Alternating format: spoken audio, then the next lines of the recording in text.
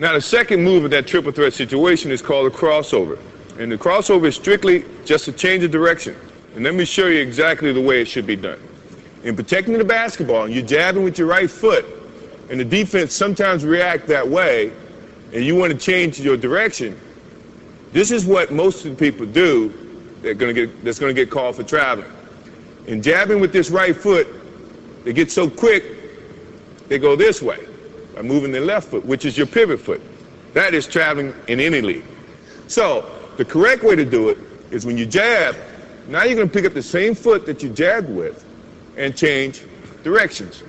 And in putting the ball down, good defensive players, if you put the ball out here, have long enough arms, Scottie Pippen for one, can slap it, your momentum is going this way and the ball is going that way. Good way to correct that is when you jab, now you change. If you put the ball here, you got protection from your right leg. Your hands should be here protecting the basketball anyway. So now the only way the defense can get to that ball is to go through your arms, go through your legs. 9 times out of 10, it's going to be a foul. I say 9 times out of 10 because I can get away with it. But I don't play anymore, so you don't have to worry about that. So, jab step, change the direction this way, putting the ball inside your legs.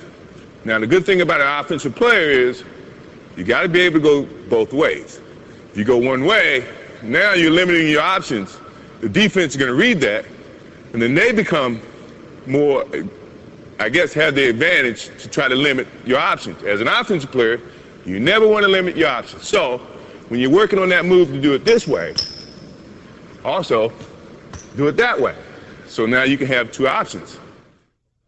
If my man's taking a defensive stance, the thing that I'm looking at right now is he's playing parallel. So now he's playing me to go either way, which is good.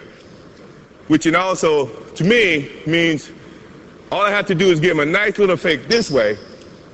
He's going to think and feel that that's the way I'm going. My change of direction is a little bit better to use when you see a guy with the parallel stance. Mainly because he doesn't know where you're going. So now you have so many options, you just try to use as many options as you can. Now, if he had his right foot forward, that to me is saying, now he wants you to go this way. The last thing I want to do is go where the defense wants me to go. I want to go opposite. So this is when now he takes his step that way. To change of direction means he's got to pick up this foot and open, then slide to keep up to you as an offensive player. That takes more time than you taking that crossover and driving to the hole. So you have the advantage in that sense. Now, if he has his other foot up, this is what I was telling you about being able to go both ways. Now you can do the same thing and attack it this way. You see what I mean? So now he can't limit your options. So you should look, before you take your stance, look how the defense is playing you, and then decide which is your pivot foot, your right foot or your left foot, and then attack.